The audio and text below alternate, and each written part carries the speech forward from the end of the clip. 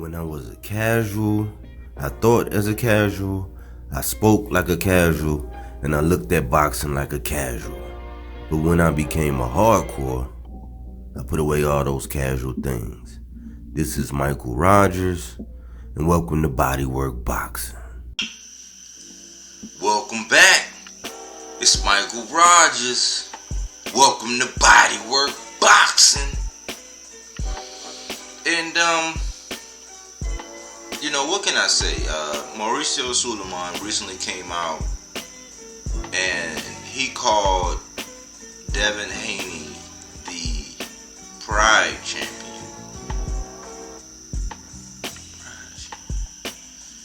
And I took offense to it.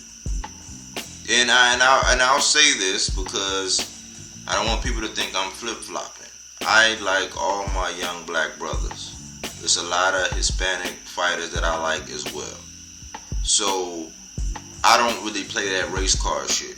You know what I'm saying? I don't like when our community try to paint a narrative that it's all about race all the time, even though we know that it is. But I was very confused in hearing this Pride Champion thing, and I do wish the best for Devin Haney. He's a young, black, successful brother with a father in the household, and he's doing this thing. And I didn't really appreciate hearing it. Why? Because to me it's like a double entendre. For one, in this society, in today's day and time, we know what pride represents. So I can't reason that he's going to use the whole pride thing for what we represent with the flag and the colors and all that and how that's been misconstrued. So I have to say that this is none other than a shot. Shots fired at Devin Haney, the young Lord Devin Haney. And I'm one of the ones, man, I am very militant. I do take offense to certain things. I do get upset and be ready to do something when certain things happen. I have a military background. I was a sergeant in the Army, which means I served this country, which means that I represented for all nations, nationalities, creeds, whatever you want to call it, for the United States of America. And I did it. I went in when I was 17 years old. I wasn't even 18 years old. But the Army afforded me that opportunity, and I got to rub elbows and get in the trenches with a lot of people from a lot of diverse backgrounds. Some of my co-workers, I have an Asian co-worker, I have a Hispanic co-worker, I have white co-workers, I have black co-workers, and some of my best people, or the people that I work with, are from all different colors. So I don't see that. I don't see what everybody's trying to paint, but I want to address this. And I have to reason that the reason why Sulaiman actually came out and said pride is why. Because it was equated with or synonymous with being conceited. And I have an issue with certain people and certain content creators because some of them I used to like. It's two of them that I used to really rock with. They were really refreshing. One sticks mainly to the X's and O's. One is just a sharp young brother, always came with a good perspective. We had a lot of good takes on certain fighters, and what I saw was, when it came to certain fighters, and this is the reason why I'm going to be honest, this is the reason why I started my channel. I had a wrench on a channel that I always contribute to. I check in. I still check in. But I asked this guy to take my wrench away. Right? And the reason why I did it is because Devin Haney came up, and instead of being subjective, he was being objective in his defense for Devin Haney. And I said, no, we got to keep the same energy that we use with these other fighters. But I see that with certain fighters like a Bud Crawford, that's why one channel, the one who stick to the X and O's, I just unsubscribe because it's a clear-cut bias, and you have a right to do whatever. But I'm not gonna sit up there and condone everything when it's a double standard when it comes to certain fighters. But back to this conceit thing, what I reason is that he called him the Pride Champion. Why did he call him the Pride Champion? And I saw a post today, from a guy that I used to really check for. I'm a sharp young brother, a very positive young brother. You do a Friday segment. I used to check in all the time. I've super chatted to him. I've done a lot of things on his channel, and I just say, you know what? Whenever this Devin Haney came up, we always bump heads. And I'm like, why? And I'm gonna tell you, I'm gonna break it down to you. I'm gonna tell you why Sulaiman called Devin Haney the Pride champion. It was because of conceit. See, what people in the YouTube boxing community have done is they've created a monster. Much like they used to do with Wilder. Much like some of them do with Spence. Even though I do ride with Spence. I do. But they're doing it with Bud. They do it with Canelo. And they're doing it with Devin Haney. Now, I think the motive behind the Devin Haney thing is because Deontay Wilder, that ship crashed and burned. I'm not going to get into that. I got a video called The Crying Game, which breaks all that down, which will clearly illustrate that I'm not a Deontay Wilder hater. I'm also not a Devin Haney hater. And I will speak out. I don't care. I'm a Tank fan, but when it comes to this bullshit that they doing with Devin Haney, I do not agree 100% with what they're doing. But the reason why they call it the Pride Championship is because people in these YouTube boxing streets have ballooned the ego and the success of Devin Haney so much that they're now dick riding Eddie Hearn. And it's very crazy that, a video come out. I did a video about Andre and how Eddie Hearn failed Andre. I saw a video today from a big, huge platform, leader of a large organization, about how Eddie Hearn mismanaged and ill-advised Dillian White. I draw those same comparisons to Mr. Devin Haney. Nobody wants to see it. We can't pick and choose when we want to be on the sides of these promoters.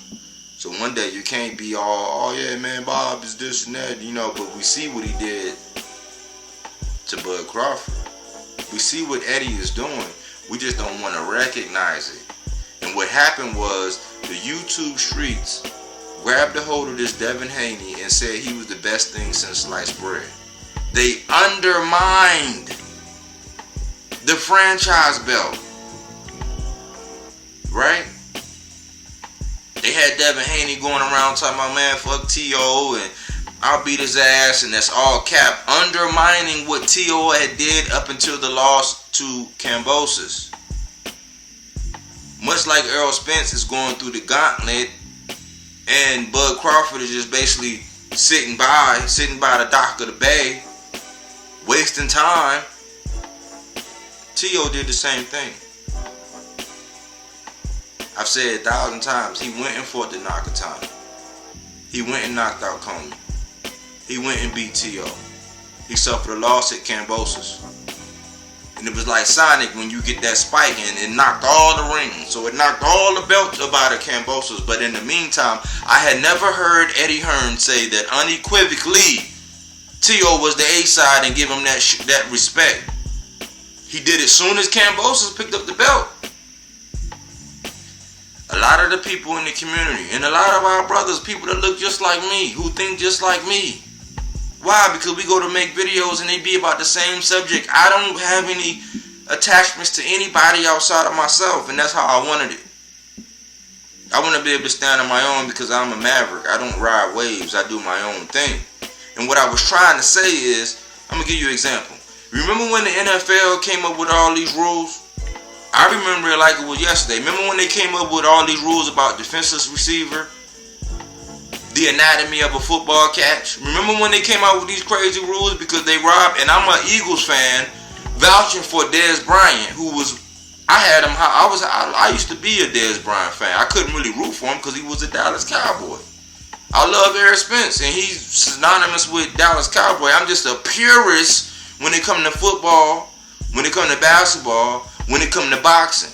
But I remember like it was clear as day because when we got Michael Vick, when the Eagles finally landed Michael Vick, and I remember Peyton Manning was on the back end of his career. He wasn't there. They put in this defenseless receiver, all these rules as far as the defensive receiver, and toward the end of the game, we was beating the Indianapolis Colts. This is when he was still with the Colts. This is before he even got with the Denver Broncos. We were beating them. And what happened was, with that new rule, Peyton Manning was able to matriculate that ball up the field based on that defenseless receiver catch. Why? Because I was a cornerback. I was a starting cornerback. I even played semi-pro in football. But we were supposed to go. You're supposed to go up. You gotta allow the receiver actually has to be able to touch the ball. You cannot hit him in the head or any other areas above the shoulders before they actually come down to the ground. They made this defensive receiver rule. And people were saying, oh my goodness, that wasn't pass interference. That wasn't, you know what I'm saying? All day, every day, according to the old rules, that was not pass interference. Just like with that catch when Dallas Cowboys were playing the Green Bay Packers. And Dez Bryant caught that ball. And they said the completion of the catch, you must go to the ground and maintain possession of the football. Remember that? And it was clear as day that Dez Bryant caught that football, clearly made a football move by extending it to the end zone. And when he came in contact with the ground, he let the ball go. They called that was not a catch. I grew up playing football since I was like 7, 8 years old with helmet and shoulder pads. I was a starting running back all the way up until I got to varsity at my high school, and then I switched over to cornerback. It's just like when I played cornerback, I heard an old head say, hey, man, you know, back in the day, they said, yeah, you can play wide receiver all day, but if part of earning your money was going across the middle and catching that ball, but you knew when you came across the middle, it was going to be a toll to pay. So if your hands touched that ball, our mission was to kill you. But when they changed those rules, there were fools running around. There was a lot of outrage initially about the rules. And according to the defenseless receiver, that wasn't pass interference. He touched the ball. But according to the rules that they in place, yes, it was. Yes, it was. And what started happening?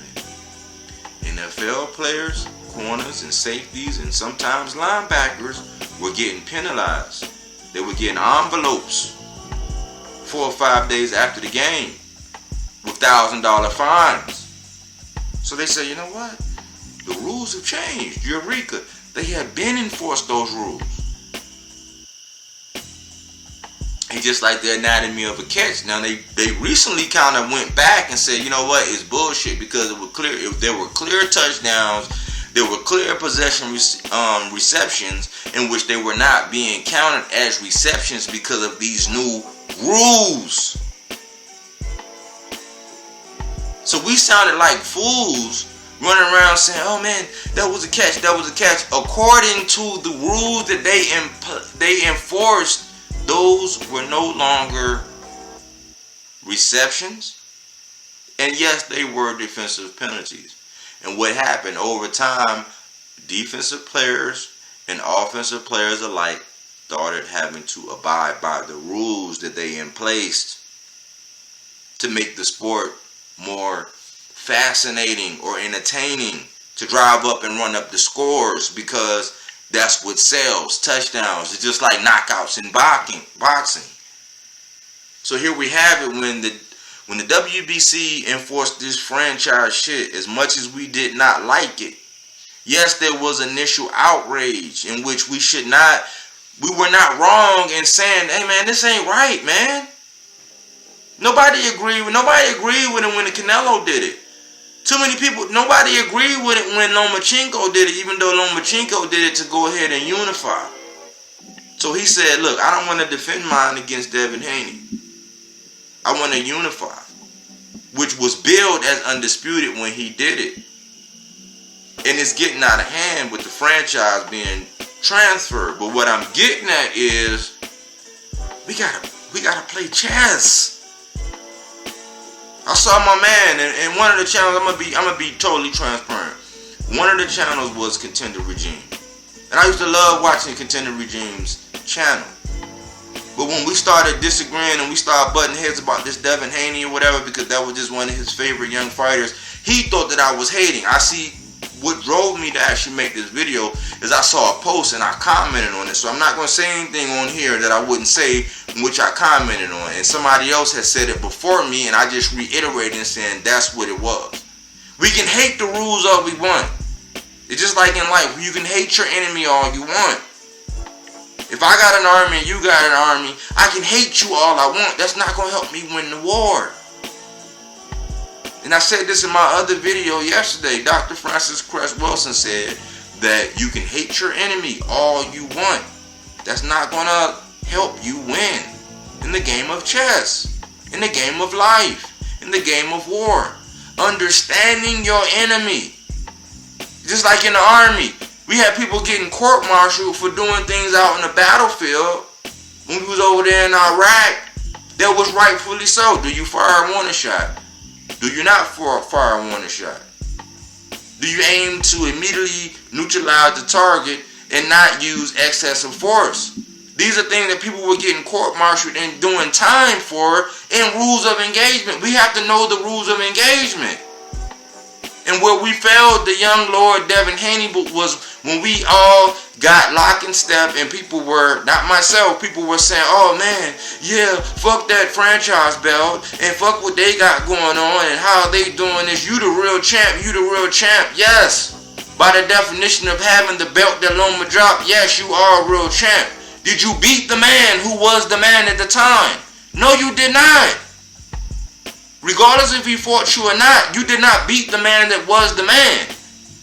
So yes, they pulled the wool over your eyes. Yes, it was a sad affair that Lomachenko decided to go and unify, even though unifications trump mandatories. I already showed that.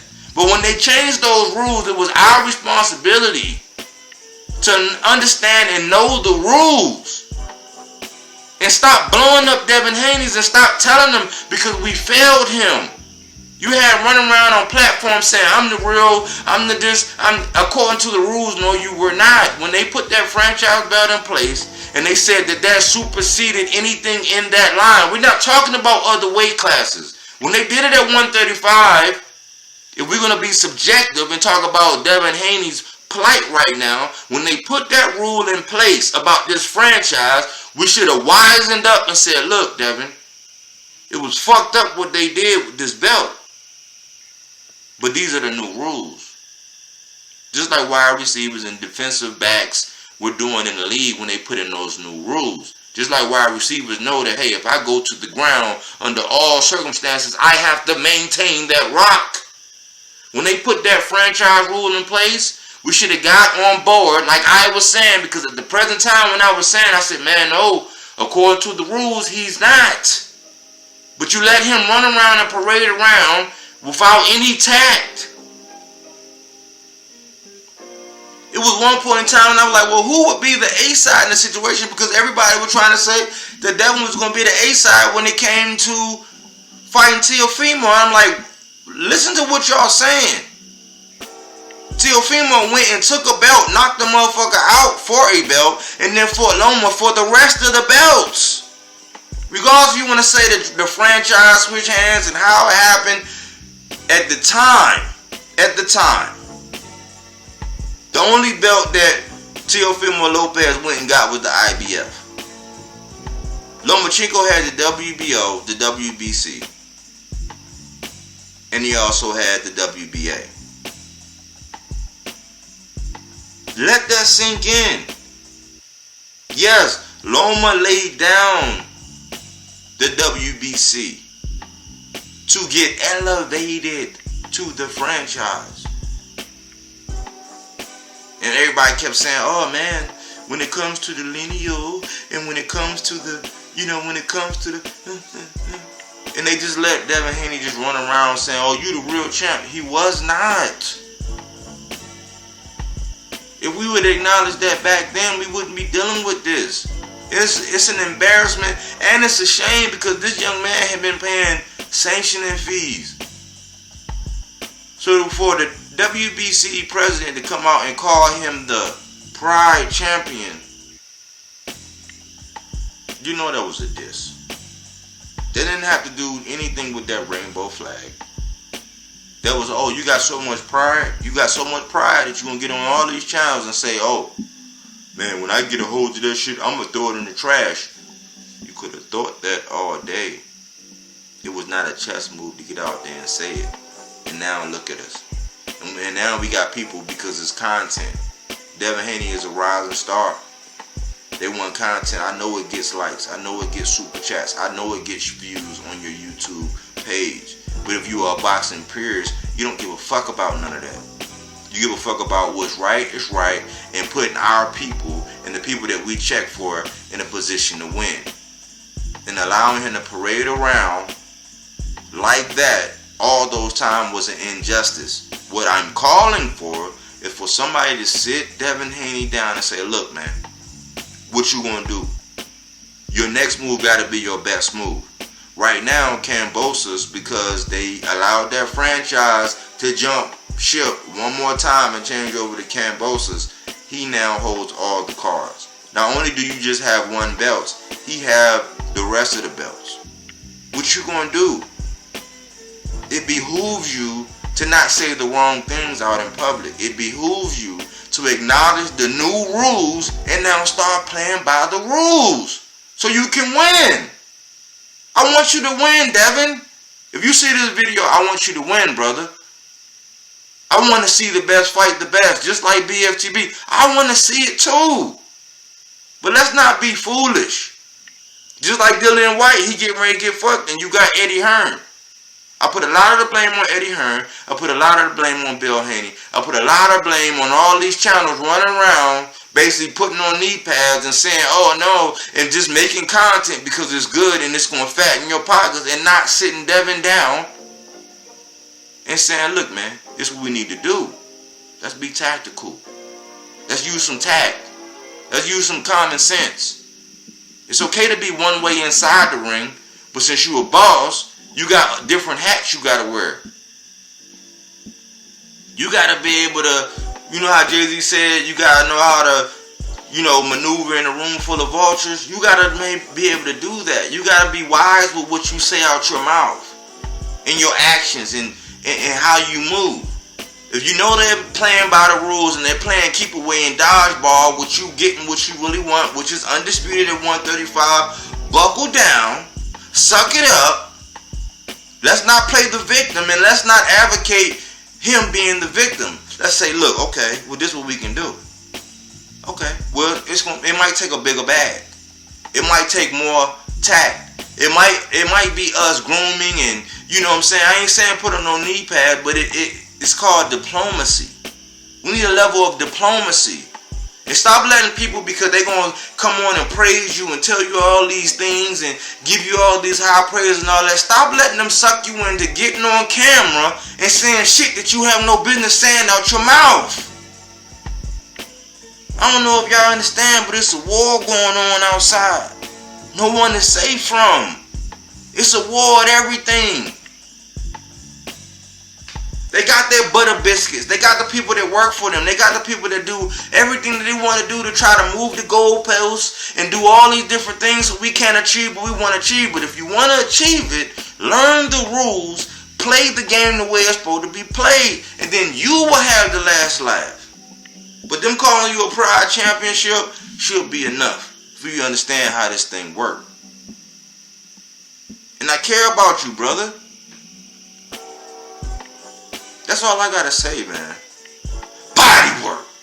All right, I believe you, but my tummy don't.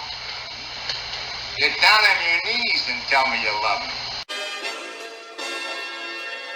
My word, and I do what I do. He knows what I'm about to tell him right now.